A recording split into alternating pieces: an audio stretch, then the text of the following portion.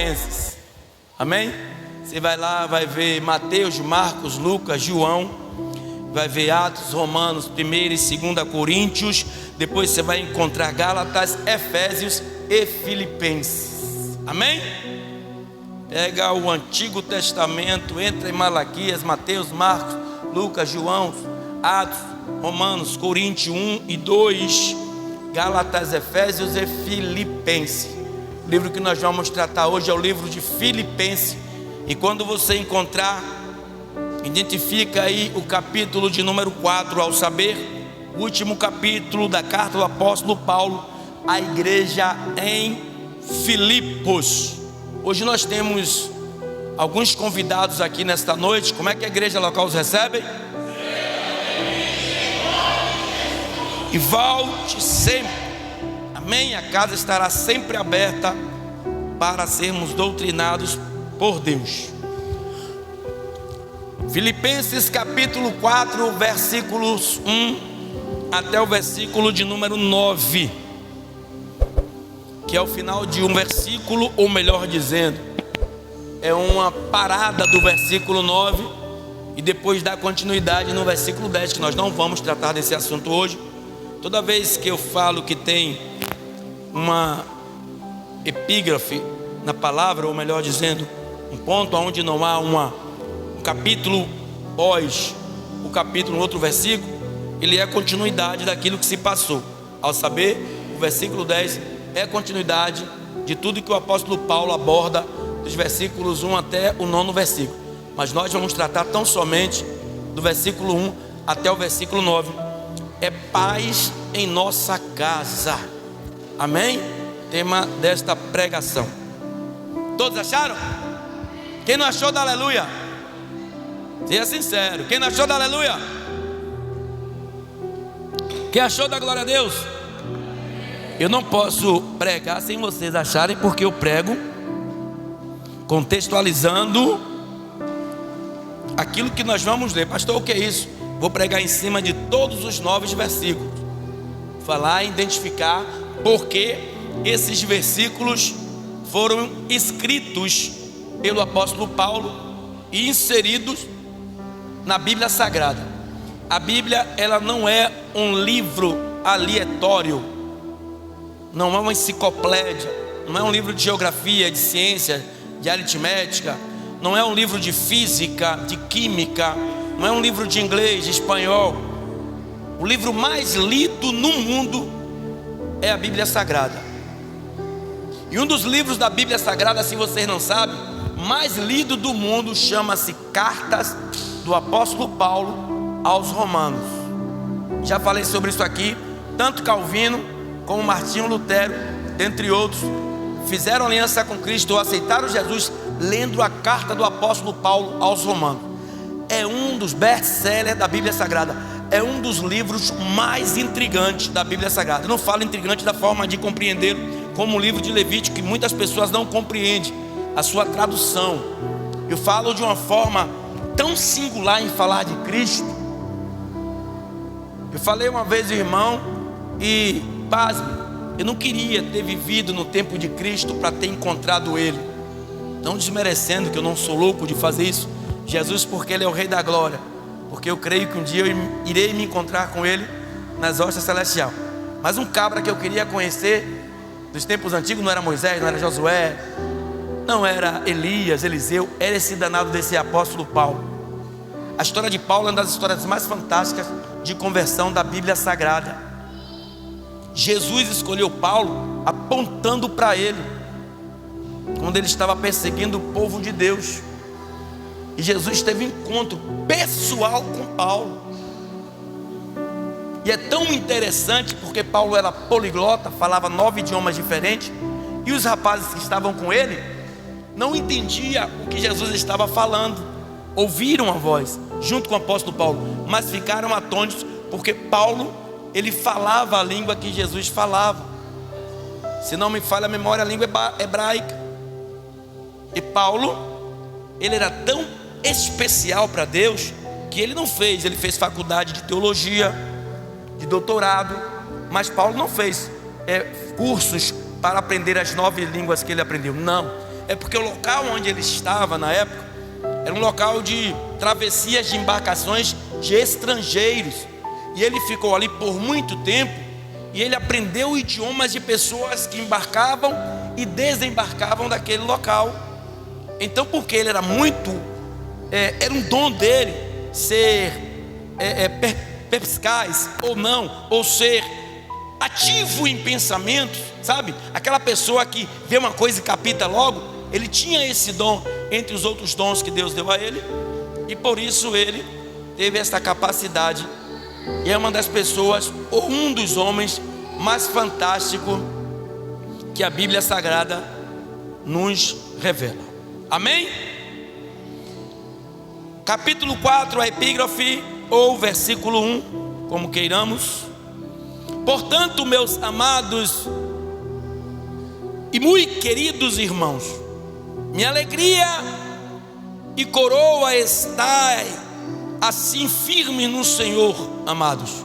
Rogo a Evódia e rogo a Sintique que sintam mesmo no Senhor, e peço-te também a ti, meu verdadeiro companheiro, que ajude essas mulheres que trabalham comigo no Evangelho, e com Clemente e com os outros cooperadores cujos nomes estão no livro da vida.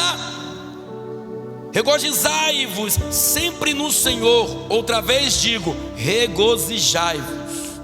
Seja a vossa aquiedade notória a todos os homens, perto está o Senhor. Não estejas inquietos por coisa alguma, antes as vossas petições sejam em tudo conhecidas diante de Deus pela oração e súplicas com ação de graças. E a paz de Deus, que excede todo o entendimento, guardará os vossos corações e os vossos sentimentos em Cristo Jesus. Quanto ao mais, irmãos, tudo o que é verdadeiro, tudo o que é honesto, tudo o que é justo, tudo o que é puro, tudo o que é amável, tudo o que é de boa fama, se há alguma virtude e se há algum louvor, nisso pensai. O que também aprendestes e recebestes e ouvistes e vistes em mim, isso fazei, e o Deus de paz será convosco. Amém? Essa carta que o apóstolo Paulo escreveu no ano 61, na sua primeira prisão, ali em Roma.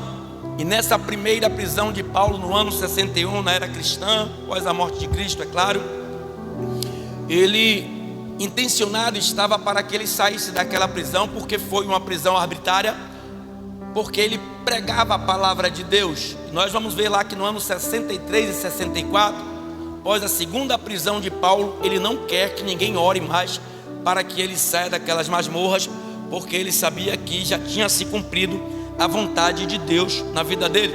Ali em Roma, ele preso, recebeu a visita de Epáfras, um dos integrantes da igreja de Filipos. E essa carta que ele escreve é um recibo de agradecimento pelas ofertas que o povo da igreja levou por intermédio de Epáfras, para o apóstolo Paulo. E todas as vezes que o apóstolo Paulo recebia uma visita, enquanto preso ele estava, ou que ele fazia uma visita a qualquer igreja da época, sempre que ele encontrava-se um peregrino de outra igreja naquele local, ele sempre tinha o cuidado de escrever carta de exortação ou carta de elevação espiritual, para que as pessoas entendessem que nunca estavam só, que mesmo em meio às circunstâncias, em meio às adversidades, todo tempo Deus está conosco. Era um tempo hostil, e por isso que ele pregava a paz. Era um tempo não tão diferente como nos dias de hoje. O povo daquela época, irmão, não podia pregar a palavra liberalmente. Eram perseguidos por soldados romanos, pelos judeus que não criam na existência de Cristo. Por quê? a maioria, todos os romanos, perdão, a maioria dele, que alguns já tinham se convertido ao Evangelho de Cristo, acreditava que César era o grande rei e grande imperador César, o Deus da vida deles. Então o que é que acontecia naquela época? Alguns soldados romanos invadiam casas, eram casebres, igreja, não eram casas igual às nossas casas, eram casas que muitas das vezes a porta era feita de couro de animal, e eles adentravam com ousadia na casa das pessoas para ver se encontrava algum pergaminho ou se as pessoas estavam prostradas de joelhos, reverenciando a Jesus para que ele pudesse prender ou matar. Então Paulo estava preso devido à pregação da palavra, da propagação da existência de Cristo.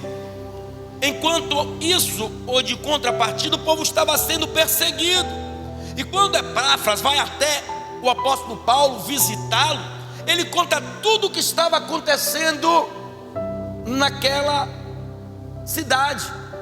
O que mais entristeceu a Paulo não foi o que Epáfras contou em relação à perseguição dos soldados romanos ou das pessoas, os gnósticos, que não conseguem aceitar a existência do nosso ressurreto Salvador. Não, o que Paulo mais se chateou, e nós vamos ver aqui agora, era a briga dentro da igreja. E pasme, entre o sexo feminino. No primeiro versículo, ele trata da devoção, ou melhor dizendo, ele passa para o povo a devoção que ele tem a Deus. Olha como ele se apresenta, olha a capacidade que o apóstolo Paulo tinha, que sempre ele era de menos e Jesus sempre era de mais, mas entretanto ele colocava como alto representante de Cristo. Olha o que ele diz, e no final nós vamos ver porquê, nos 2 versículos finais. Olha o que ele diz no versículo 1: portanto, meus amados e muito queridos irmãos, a minha alegria e coroa estais assim, firmes no Senhor, amados. Eu estou preso, eles podem aprisionar o meu corpo, eles podem aprisionar a minha existência física, me impedindo de ir aqui ou acolá pregar o evangelho da paz, mas o que eles não podem é deixar de eu falar do meu Jesus, e eles não podem impedir a tua visita, e a tua visita aqui me dá liberdade de escrevermos uns para os outros, para que haja uma comunicação celestial. Então ele estava dizendo ao povo, trazendo um incentivo àquele povo: portanto, meus amados e muito queridos irmãos, a minha alegria e coroa estais assim, firmes no Senhor. Aí ele vai tratar de um assunto onde ele pede ajuda a Epáfras por causa da divisão dentro da igreja. Por isso que a Bíblia diz que ela tem que ser examinada, interpretada, para que saibamos o que nela está escrito.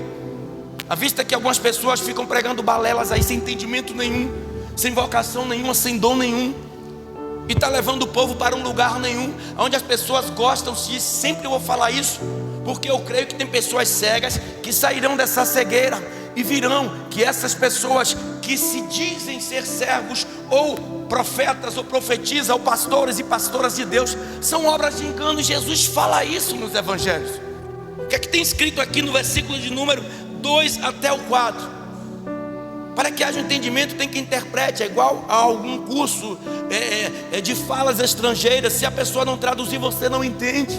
E olha o que é que diz o versículo 2 e o versículo até o versículo 4: rogo a Evódia e rogo a Sintique que sintam mesmo no Senhor, e peço-te, ele já está falando com Epáfras, também a ti, meu verdadeiro companheiro, que ajude essas mulheres que trabalham comigo no evangelho, e com Clemente e com os outros cooperadores cujos nomes estão no livro da vida. Antes de eu passar para o versículo 4, essa mulher, Ródia e Sintique, estavam tendo contendas dentro da igreja, brigando uma com as outras, mas entretanto estavam fazendo o trabalho de Deus.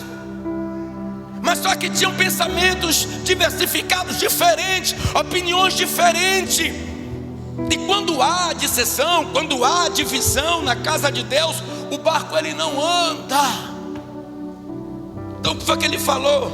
Rogo a Evódia e rogo a Sintique que sintam mesmo no Senhor o mesmo que, meus amados, versículo 1 de novo, e muito queridos irmãos, a minha alegria, ou seja, que sintam uma alegria em servir ao Senhor, sem contenda, sem ira e sem nenhuma mácula.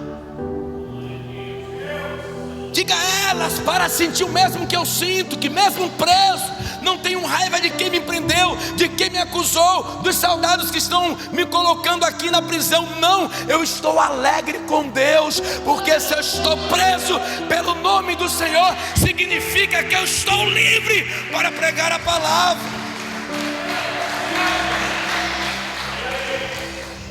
Diga a ela a alegria que eu estou sentindo.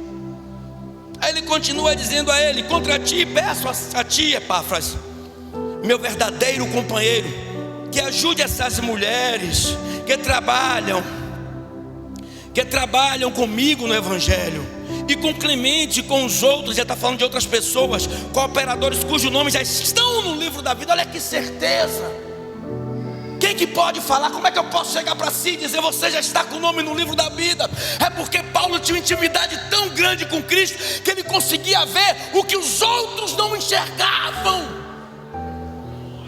Não era um ministério de oba-oba, de achismo ou de coisas parecidas, não. Ele já tinha esse entendimento, já era liberado em cima ou na vida dele esta pureza, esta capacidade de ver, identificar aqueles que estão preparados para uma grande obra, não terrena, mas celestial, Agnaldo.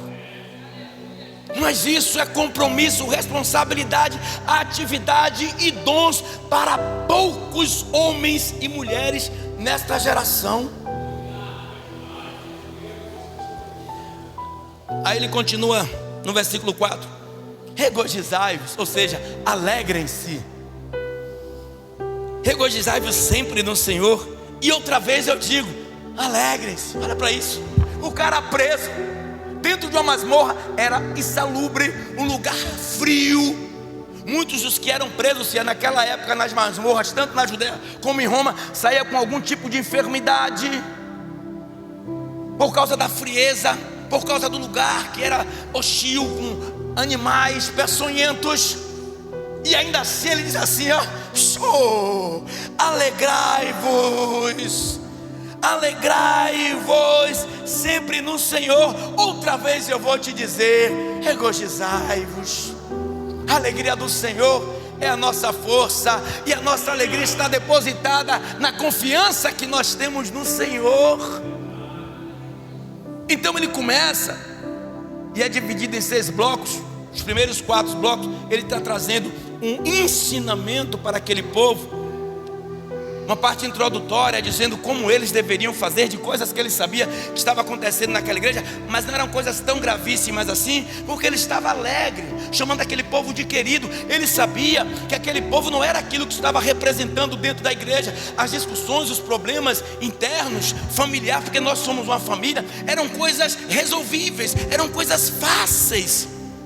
Então ele não trata com tanto rigor como ele tratou na igreja em Coríntios, na primeira carta do capítulo 1 até o capítulo 11, trazendo uma exortação braba. Mas ali não, ele está tratando de uma maneira mais maleável, porque ele sabia que aquelas mulheres que estavam com contenda, Vódia e Sintique, não eram mulheres ruins, não eram pessoas de índoles ruins, simplesmente estavam dando espaço para que Satanás trabalhasse, e tirando a paz e colocando a contenda. E o que o apóstolo Paulo queria era tão somente apresentar aquele povo que tinha esquecido o pacificador Jesus Cristo de Nazaré.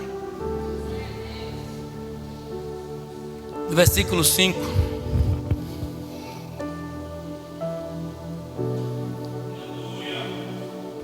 tenha consciência, igreja, em tudo que nós fizermos, ou seja, unidade de pensamento, unidade em divisão, em fazer a obra de Deus, de uma forma que alegre a todos, que não seja 1 para você e 2 para mim, 3 para você e 5 para mim. Aí o que ele diz no versículo de número 5: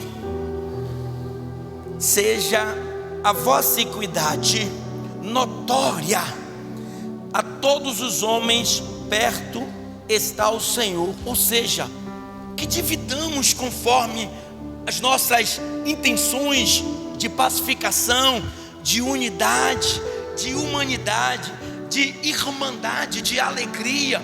Que saibamos que o que é bom para você tem que ser bom para mim, o que é ruim para você tem que ser ruim para mim. A sua alegria é minha alegria e a sua tristeza, ela vai ser a minha tristeza, porque estamos fazendo parte da mesma família. Aqui dentro somos todos uma família. Aqui dentro somos todos irmãos do mesmo pai, ou filho do mesmo pai. Porque há diferença de valores, porque nos tornamos melhor do que alguém e nos juntamos com alguém para difamar ou caluniar outro alguém. Se não é necessário isso, melhor é que paremos e conversemos para chegarmos a um denominador comum. Porque aí Satanás perde a batalha, Jesus se alegra e nós alcançamos as nossas vitórias. Porque o tempo que nós estamos brigando, o tempo que nós estamos gladiando um com o outro, perdemos tempo de orar, perdemos tempo de jejuar, perdemos tempo de nos unir para ganhar uma outra alma. O apóstolo Paulo estava dizendo isso a elas. Parem, pensem um pouco, freiem um pouco aí. Será que você está trazendo coisas benéficas para a sua vida, atraindo fluidos negativos? Quando você entra em sua casa, o que é que você vai liberar lá? Vou só parafrasear aqui. Que toxina você vai liberar em sua casa? Quais são os elementos que vão sair dos seus poros, parafraseando, dentro da sua casa? De bênção ou de maldição? Vamos viver em paz. O mundo já está em guerra, não precisa de mais guerreiros para guerrear essa guerra sangrenta que nós vivemos.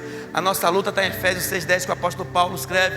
Não é contra a carne e nem contra o sangue, contra potestades e principados. Contra ele as armaduras são outras.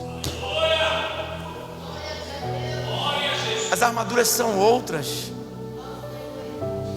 E quando nós criamos divergências com outras pessoas, sem causas, sem motivos, simplesmente porque teve uma conversa ali, simplesmente porque, se for uma coisa grave, temos que sentar e conversar e ver até onde foi a gravidade da situação, para que possa chegar no endereço do altar da igreja, para que o pastor tome providências. Mas se for algo fácil de resolver, porque foi um negócio que me disse ali, uma coisa pequena, boba, que pode se resolver. Não, passa. Eu vejo irmão passando por irmão e não falando. Eu vejo irmão passando por outro irmão e não cumprimentando. Eu vejo irmão, porque não gosta de irmão, fala com um, não fala com outro. Eu pergunto a você, os olhos de Deus são os olhos contempladores. Contemplar não é o mesmo que ver, é o mesmo que examinar. Ele está olhando tudo que você está fazendo. E quando você toma esse tipo de atitude, entristece o coração de Deus. Aí, como eu ensinei aqui, e vou ensinar de novo, guarde quem quer, você se torna um crente ímpio.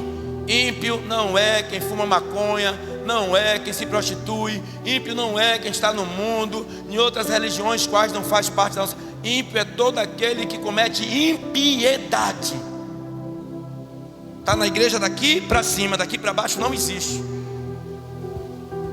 Pio, grego, significa dar-se por inteiro. Ímpio significa dar-se pela metade. Já falei isso aqui, mas tem umas pessoas que burramente ficam repetindo isso. E não sei para que tem os Salmos primeiro falando sobre ímpio e o pecador. O pecador sim, é quem fuma maconha, é quem rouba, é quem mata, é quem transgride, é quem faz coisas lá fora. Pecador sim. Para que ia existir dois pecadores no mesmo versículo? Não antes, segundo o conselho do ímpio, dentro da igreja, nem se detenha no caminho dos pecadores. Ímpio é uma coisa, pecador é outra, totalmente diferente. Não tem nada a ver um com o outro. Então, o que é que são ímpios? Essas pessoas que ficam de fachada dentro da igreja, que tem outra nomenclatura, que chama-se joio. O ímpio é o joio dentro da igreja, que vai começar a dar conselho a outras pessoas, atrapalhando o curso da história de Deus na vida de muitas pessoas. E o que acontece? A igreja fica desfalecida, porque o espírito da maldade, ela assola a igreja, esperando tão somente aqueles que estão mais desfavorecidos espiritualmente, e cada vez cai mais. Aqui tem uns quadros. E só ocularmente dá para perceber que a vida está uma negação espiritualmente. Aí quando essas pessoas chegam num ciclo de família desse aqui, cuja Jesus é o nosso Senhor e Deus é o nosso Pai, tem que haver uma transformação na vida dessa pessoa. De que forma? Vou pegar a Messias que está dando aqui, não precisa levantar não. Dessa forma, quando o diabo vem de lá para cá e nos encontra dessa forma, meu filho, ele chega dali, ele vai ver que não vai dar para ele passar, porque nós estamos unidos. Mas quando Satanás ele chega, que vê Messias do lado de lá e eu do lado de cá, se o irmão tiver fraco atrás, ele vai passar e fazer a atividade maligna dele, porque ele achou uma brecha. Nós somos tão bestas, ficamos brigando um com o outro. Tenho até que pedir a Deus que Deus mude o meu temperamento, a minha natureza, o meu modo de pensar em relação a muitas coisas, para que haja uma transformação em minha vida. Porque a igreja, eu vou dizer com toda a certeza do mundo, só quem perde somos nós.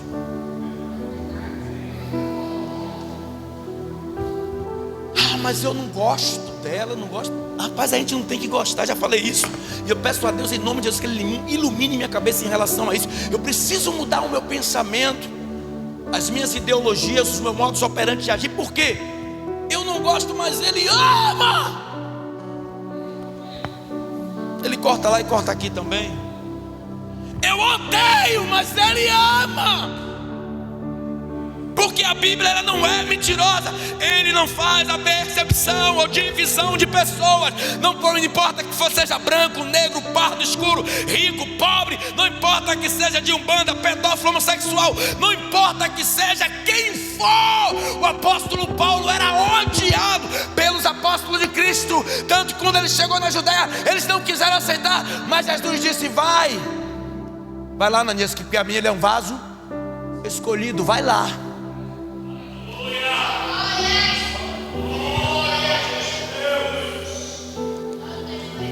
Nossa família tem que estar unida, igreja. Estamos perdendo tempo demais. E o diabo se está entrando de uma forma tão severa para destruir a nossa união, para destruir a nossa aliança, para destruir a nossa amizade, para destruir o nosso vínculo familiar, para destruir as nossas estruturas. Porque a Bíblia já diz, vou dizer, a Bíblia não mente, não faz nada aleatório. João 10:10. De que forma o ladrão vem? De que forma o diabo vem? Com que intenção Satanás vem? Para roubar, matar e no final destruir. Nós não podemos deixar isso acontecer na nossa família. Que Deus tenha misericórdia de nós, igreja, nós. Que Deus tenha misericórdia da nossa boca, da nossa mente, dos nossos pensamentos, dos nossos entendimentos seculares. Porque Ele não pensa como nós pensamos, Júnior. Porque se Deus pensasse como nós pensamos, quando humanamente o Samuel chega lá com a botija de azeite, Abinadab e Samar e Abi grandão, cheio de ousadia, quando ele vai, não, você não vê como eu vejo. Talvez você tenha ele como nada, talvez você não goste, talvez você ache ele ruim, falso, mas não é assim que eu vejo. Tem mais homem não. Jessé, tem Davi, mas Davi, esqueça. Deus disse: esqueça para você e ele, Samuel, manda o menino entrar. Enquanto o menino não sentar na mesa, ninguém se alimenta. Ele estava lá pastoreando as ovelhinhas no sol quente, coitado, quem sabe 5, 7, 8, 10 ovelhinhas. Quando ele chega, segundo alguns historiadores, diz que ele não entrava pela porta da frente não, porque ele entrava pela porta do fundo. Sim, meu senhor, com o papai dele. E quando ele chega, que ele vê o profeta, diz que ele abaixa a cabeça. Aí o profeta diz: entra, meu filho. E os irmãos dele, tudo, enquanto estavam olhando para ele assim, com raiva, com fúria, Jessé estava olhando para ele. Imagina o Jessé, sabe, parafrasear, olhando para Samuel. E Samuel, esse era o clima, esse era o local, essa era, sabe, o sistema que estava ocorrendo na época, no momento, melhor dizendo, o que estava acontecendo, sabe, era isso que estava acontecendo. Os irmãos fungando, sem querer acreditar, porque eles sabiam quando Deus mandava. Ele disse: e agora, será? Jessé olhava para Samuel, Samuel olhou para Deus. Aí Deus disse: vai Samuel, é esse. Eu não vejo como você vê. Talvez você olhe para quem está sentado aí na cadeira do teu lado como ninguém. Algum dia ele pode estar sendo o seu líder espiritual.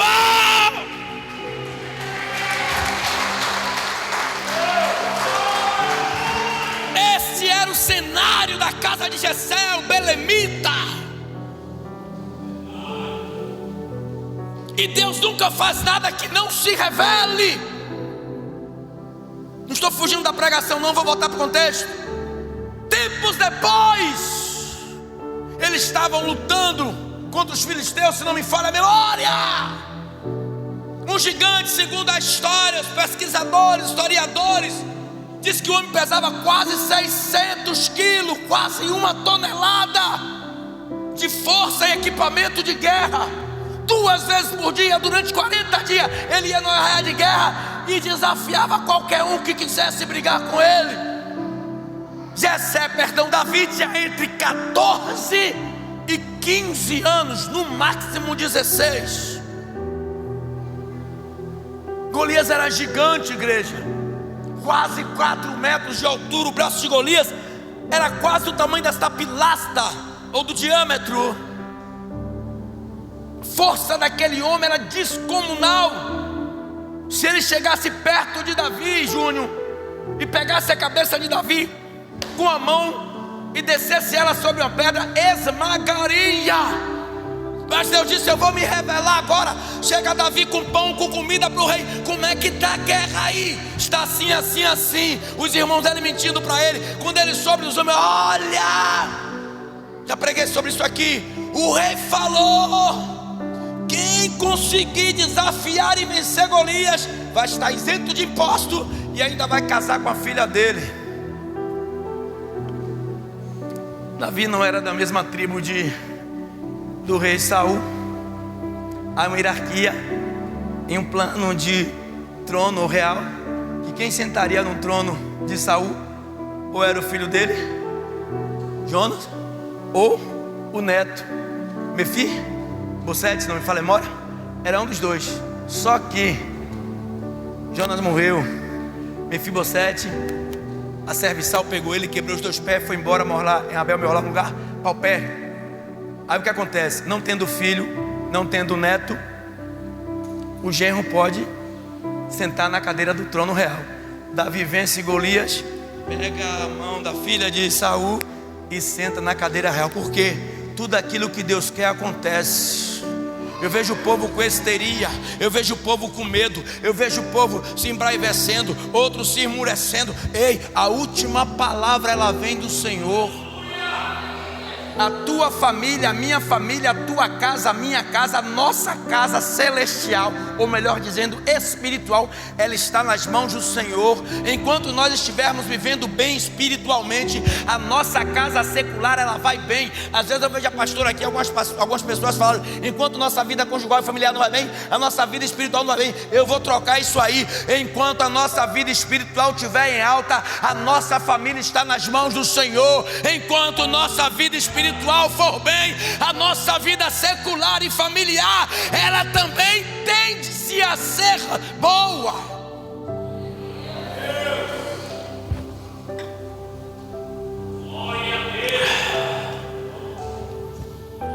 Aí ele vai falar agora sobre o poder da oração, versículo 6 e versículo 7. Vamos lá?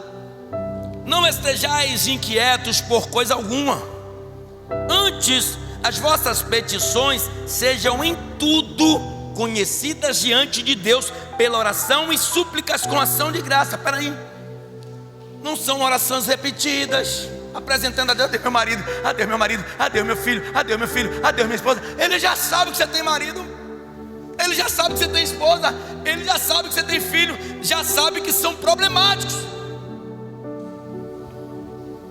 A oração tem que ser diferente. Você vem contra mim com espadas e lanças, eu vou contra ti tão somente com a palavra e a força do meu Deus. Começa a falar de Deus, suplica a Ele, mas apresenta a Ele como seu defensor. verdadeiro que pode todas as coisas, porque Ele pode todas as coisas, e se Ele pode todas as coisas, e eu estou na retaguarda dEle, eu posso tudo naquele que sempre me fortalece. Então o que é que Ele está falando aqui no versículo 6? Não estejais inquietos, porque o que nós fazemos todos os dias, em todos os momentos da nossa vida, é pegar o problema e botar maior do que o Deus que nós servimos, e ficamos inquietos, e ficamos histéricos, e ficamos, porque às vezes o problema acontece na nossa vida, a gente fica tão chateado. Às vezes aconteceu lá em sua casa, você traz para a irmã da igreja, coitadinha, que ela não tem nada a ver com o seu problema. Seu marido está perturbando sua mente lá, endemoniado, cheio de Satanás, tirando sua paz. Você vem para a igreja, a irmã vem falar algo com você, você vai com a tripla ignorância. Minha irmã me mostrou um áudio da irmã, a obreira da igreja dela. Misericórdia. Aprenda a controlar o seu humor, a sua ira, a sua raiva. Apresenta as tuas causas na mão do Senhor. O que é que Ele diz? Não estejais inquietos. Aí fica, tá um problema, tá lá, aí tá a igreja que eu falo somos nós. Aí fica, aí vai, conversa com um, conversa com o outro, como se fosse resolver algo. Aí conversa com um parente e conversa com outro, e fica, ei, entra no teu quarto, põe teus joelhos no chão, apresenta os teus propósitos, tuas causas, tuas súplicas ao Senhor. Olha o que o apóstolo Paulo diz assim, ó. Ele diz assim, ó: não estejais inquietos por coisa alguma, ou seja, por nada. Pastor, por nada, coisa alguma é coisa alguma. Pastor, mas não importa o tipo, o grau do problema, apresenta a Ele. Aí ele diz assim, ó: antes de se preocupar, de ficar inquietos, de ficar falando da sua vida para A e B, o que está acontecendo dentro da tua casa, as vossas petições sejam em tudo conhecidas diante de Deus, pela oração e súplicas com ação de graça. É a Ele que você tem que elevar as tuas orações e os teus pensamentos. Então, ó, dobra teu joelho, procura a resposta daquele que pode te responder com exatidão. E Ele não dá só a resposta não, sempre a resposta de Deus, ela vem com uma promessa alcançada, ou seja, do problema resolvido garantidamente.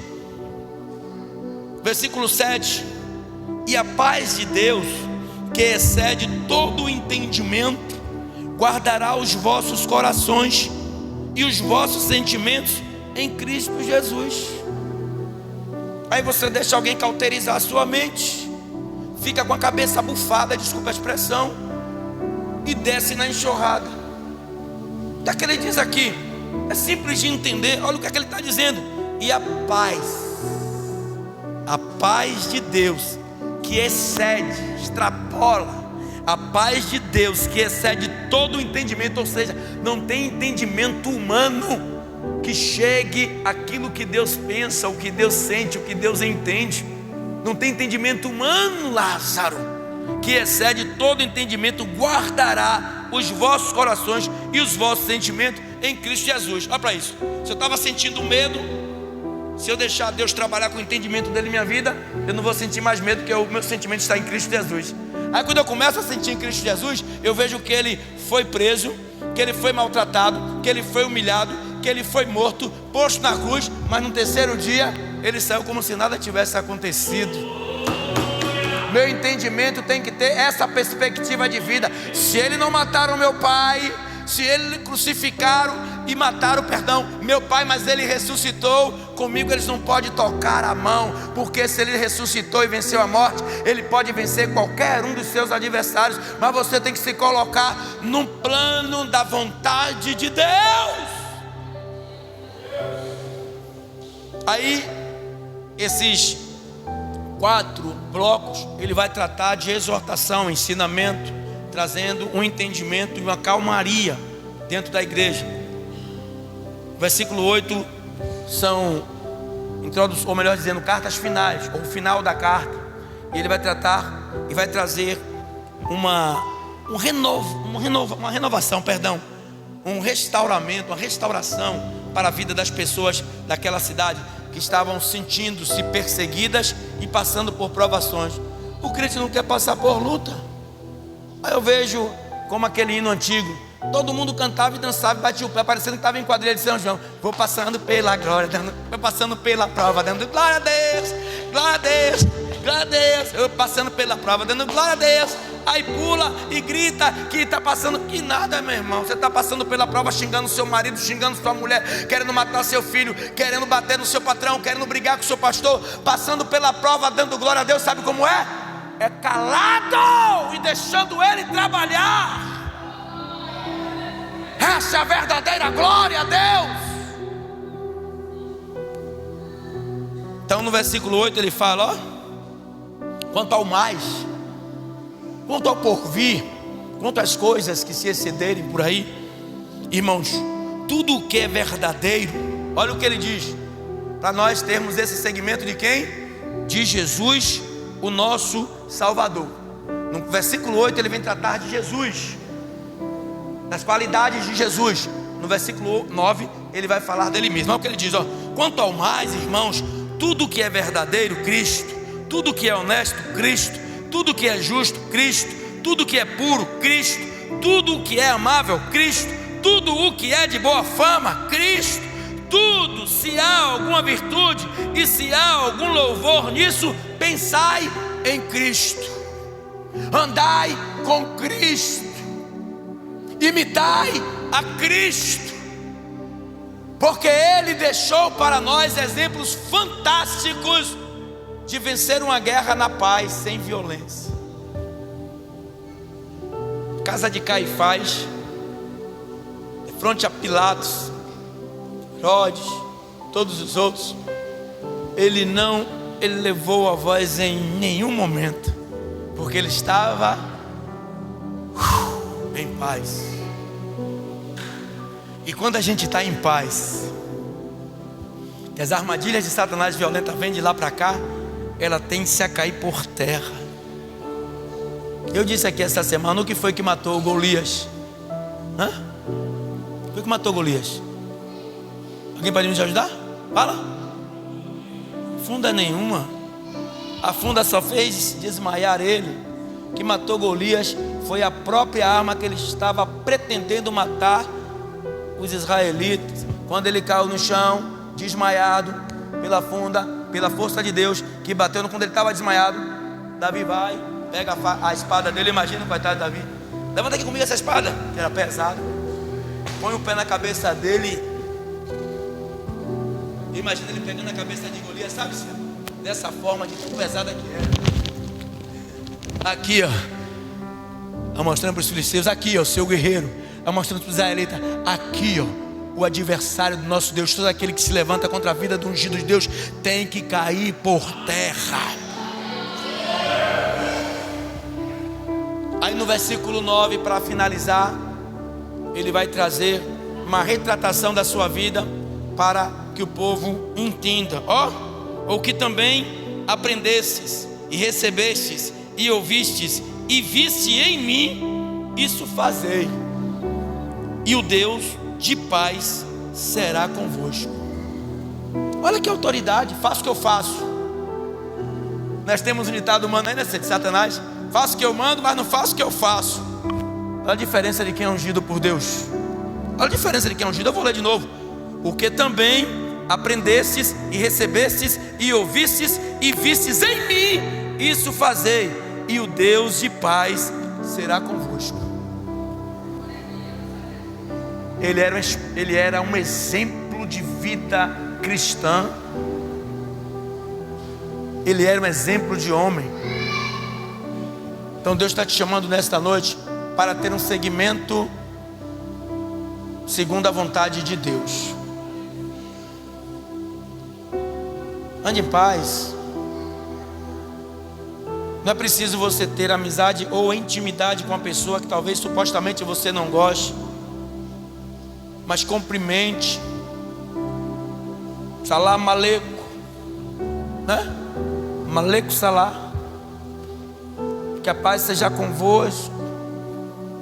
O apóstolo Paulo chega a dizer que a responsabilidade de nós que somos consagrados brincadeira com a coisa de Deus é levar à sepultura. Você que foi consagrado, não diga aí, eu não queria ele que me consagrou. Vocês estão por fora.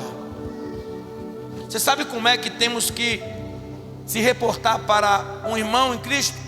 Paz e a graça do Senhor, meu amado. O apóstolo Paulo que nos ensina isso. Mas você sabe como é que nós temos que nos reportar para diácono, diaconisa, missionário, pastor? A paz, a graça e a misericórdia do Senhor esteja contigo. Por quê?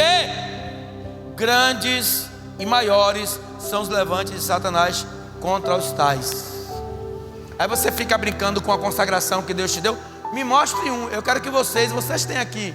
Vocês ficam brincando. Tem um cara aqui que fica brincando. Daqui um dia eu vou tirar alguns que já está atrapalhando o curso da obra. Vou tirar de obreiro, obreira. Vai ter que sair porque está atrapalhando. E se atrapalhar aqui não fica. Me mostre um aí, daqui desse ministério, que você viu sair da qualidade da prática de obreiro aqui, que esteja vivendo bem aí na rua. Me mostre um. Eu falo os que saíram. Me mostre um. Quem está comigo mais tempo aqui sabe do que eu estou falando. Somente o Messias Masval e a missionária Patrícia, Dona Áurea, a pastora, sabe de quem eu estou falando. Me mostre aí um deles. A Bíblia fala, ai daquele que põe a mão no arado e lance fora. Vocês ficam brincando. Uma hora o bicho vai pegar, a cobra vai fumar e eu vou sorrir. Na hora que Deus estreitar a tua terra, Deus botou lepra na mulher do homem que ele tirou, ou colocou como líder para tirar o povo de dentro do Egito, só porque se levantou contra a vida dele. Imagina o que Deus não faz comigo e com você. Aí pôs a mão no arado, acha bonito. Então, você é o quê? Você é obreiro de Satanás, meu amigo. Por isso que não gostam de mim. Satanás também tem obreiro, tem sacerdote. Satanás tem líderes, tem seguidores, tem simpatizantes. Aí você fica brincando com a coisa de Deus. Eu estou doido que Deus dê essa mão. Pese. Mas pese com vontade, para vocês aprenderem a respeitar Deus. Está vendo isso tudo que está acontecendo aí? Uma hora isso vai chegar ao fim. Uma hora, Cia, sabe o que é que eles estão? Sabe do que é que nós estamos nos aproveitando? Vocês tenham medo disso aqui, ó. Ele está simplesmente sentado, vendo tudo. A Bíblia diz que o mundo, não estou falando do Brasil, o mundo é como esse cabelo dos pés de Deus. Ó, é desse tamanho, precisa não, irmão? É desse tamanho. Está aqui, ó, irmão. Ô, valentão, tua carteira está aqui, ó, otário. Ó, vacilão. Estou brincando aqui com meu amigão ali, Agnaldo. Tenha medo, todos nós, quando Deus fizer só isso aqui, ó.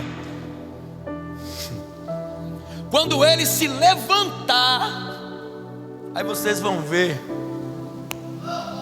Você vai ver neguinho chorar sangue, pedir pelo amor de Deus, procurar porta de igreja aberta, não vai achar, procurar quem pregue, não vai encontrar. Senhor, me ajuda, Ele.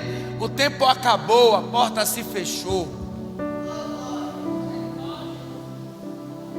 Vai ter tempo que pessoas vão procurar igrejas evangélicas para ouvir a palavra de Deus e não vão encontrar. É Bíblia. Então Ele está nos dando um tempo de arrependimento. Aí você hoje pode sorrir, pode brincar, pode escarnecer, pode ficar na descaração, na molequeira com as coisas, pode. Ele ainda está sentado, mas na hora que Ele se levantar, eu quero estar assim, Moisés.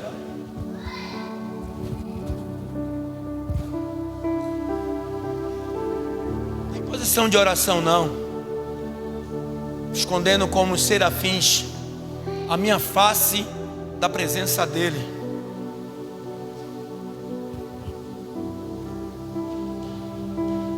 Você vê muitos fuzis, muitas HK 40, 9 milímetros, o que mete medo no homem. Ele não precisa de nenhuma arma, basta que ele faça isso quando ele se levante.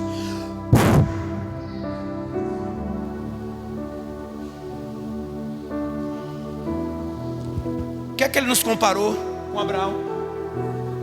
O que é que ele nos comparou com Abraão? Como o pó da areia? Areia? Da praia. Vou terminar lá, já vou terminar. Só fazer uma comparação. Se a terra é como os cabelos do pé, pode dar areia de todas as praias, é isso aqui. Por isso que eu estou falando. Quando ele se levantar do trono e soprar, vocês vão ver, esses sorrisos da cara limpa de vocês vão sair. Essa cara descarada de crentes safados, de pastores vagabundos, elas vão sumir. De pilantras, usurpadores, enganadores, fraudulentos. Esse sorriso descarado da cara de muitos vai ter que sair. Senão Deus não é Deus. Senão eu vou pegar a Bíblia, vou rasgar e vou fumar maconha, cheirar cocaína, usar meu corpo da maneira que eu quiser. Porque Ele tem que se revelar para esse povo.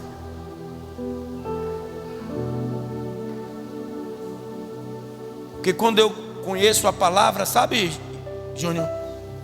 Quando Acabe, Jezabel e aquelas prostitutas, sacerdotisas, é por isso que não tinha mulher, se vocês não sabem, na iniciação da igreja primitiva, porque sacerdotisa era tida como prostitutas, mulheres que se prostituíam. A cabo de Jezabel e de outras entidades espirituais que prostituíam a mulher. Então quando Elias chega assim, que vê o mundo num caos, a perseguição, Acabe apodrecendo o trono de Deus, ele olha e diz assim: olha, segundo a minha palavra, cujo Deus que eu sirvo, não haverá chuva e nem orvalho. Sabe o que é orvalho? Aquelas aguinhas que dá de manhã cedo em alguns lugares nas plantas. Nem isso eu quero. Olha que autoridade. Segundo a minha palavra, cujo Deus que eu sirvo, não haverá chuva e nem orvalho durante 3 anos e 6 meses. Acabou com o reinado, acabou com petulância, acabou com cinismo, acabou com descaração, com irresponsabilidade. Neguinho ficou murchinho. Quando ele viu que Deus deu uma puxada, puxou a rédea dos humanos, ele aí chega para o profeta, né? O seu sucessor. Vai lá, vê lá fora, como é que está lá? Olha para isso, vê lá fora como é que está. E as pessoas ficam brincando com Deus. A tecnologia está sufocando sua mente, as televisões, os carros, os aviões, os trens, as praias, as churrascarias, as pizzarias, as saídas, né? As pornografias, putarias estão tirando tua mente, estão te cauterizando a tua mente. Aí ele disse assim: ó, vai lá ver como é que está. O céu todo azul, varão, todo azul, todo azul. Aí ele volta desmotivado. Senhor, meu Senhor, só tem lá uma nuvem, mas ela é do tamanho da mão de um homem, não tem como chover. Só que ele sabia. Ele disse: basta. Ele foi e avisou Acabe: te prepara que vai vir uma grande chuva, abundante chuva. E assim aconteceu. Porque eu creio nessa palavra, Júnior, sabe por quê? Eu creio que ainda há profeta de Deus na terra que está se incomodando com essa situação que nós estamos vivendo. Não pode mais o povo fazer como estão fazendo e nada acontecer. A Covid-19 foi fichinha. Que Deus tenha misericórdia de nossas famílias. Que Deus tenha misericórdia dos nossos bebês. Que Deus tenha misericórdia do que está por vir. E que nós, se não estamos preparados, que Ele nos prepare. Que os tempos não são bons. Eu nunca vi tanta pessoa brincar de crente como nos dias de hoje. E pasme, os piores são os que são consagrados. Pastores, presbíteros, evangelistas, diáconos, diaconisas, apóstolos, sacerdotes. Mas uma hora a vaca, ela vai para o brejo. E quando ela chegar no brejo, ela vai ficar atolada. Mas o nome do Senhor vai ter que ser glorificado. Fica de pé em nome de Jesus.